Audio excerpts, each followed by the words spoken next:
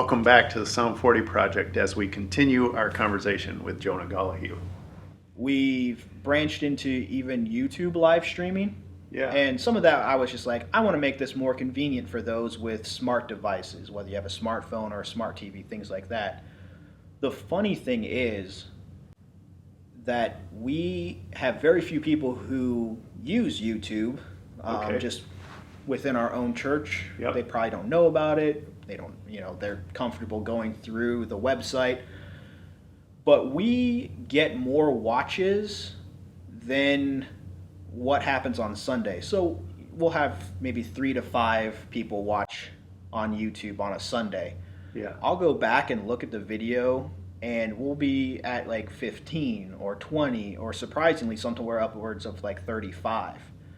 And that's because LaGrave's content gets mixed into YouTube's algorithm, and it's then suggested to other people that this might be something they're interested in. And so I'm pretty sure most of our YouTube audience are people who don't know much about our church. Wow. And they're just stumbling across the content. And that's sort of the way Facebook works as well. Okay. We put something out there, and then by people liking it, sharing it, commenting on it, it gets further and further spread. Okay. And that means that people not associated with this church sees some of that content out there. Okay. Oftentimes it's going to be people with some sort of Christian background. Sure. Again, analytics works that way. Yeah.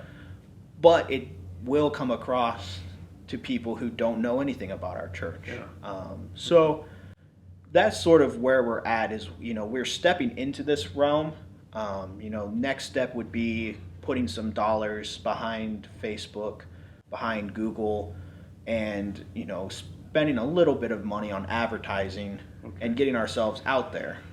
But for the most part, we've stepped into that realm. We're getting the message out there further than what we could do with just preaching on Sunday. This is a curiosity question.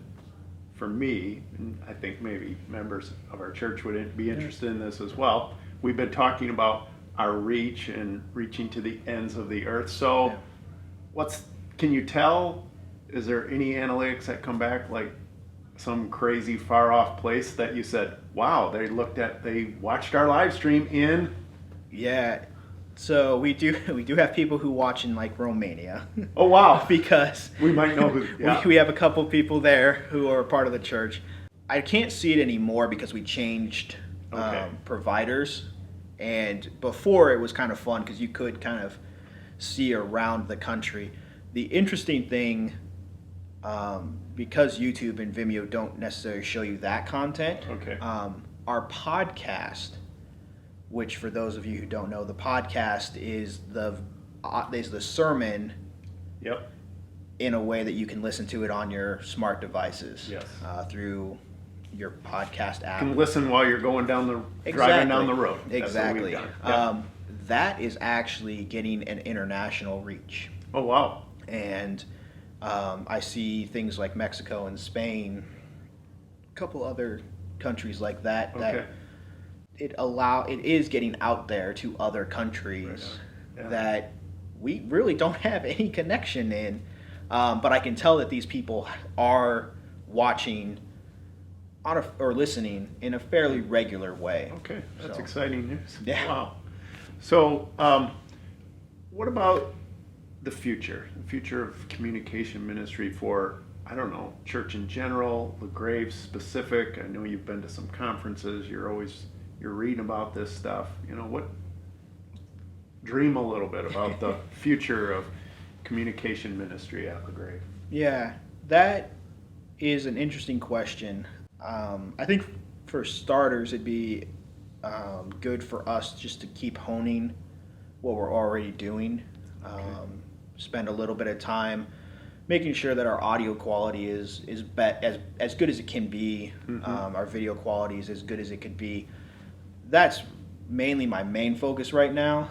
But I think it would be also fun if, and this is a little bit because I have a podcasting background, but I think it'd be interesting to get LaGrave, the ministers, other people who are knowledgeable to start talking about things that are happening in the world. And I think the sermon does some of that for us, which is very nice. The church is one of those entities that doesn't necessarily need to make content all the time because the content's already there. Okay. Whether it's the sermon, whether it's the music, whether it's the GEMS program or the Boy Scouts or even those who are doing stuff in the community.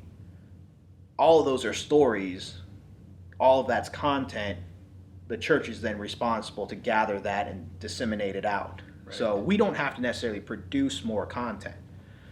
But I also think it'd be kind of good for us to have a platform that maybe we can address some things that people have questions about. Okay. Yeah. We've done that in Growing You in some cases, but Growing You's material hasn't gotten out there. Right. Hasn't gotten beyond these four walls. So that's one thing I think I'm going to try this year. Okay. Is we do record it.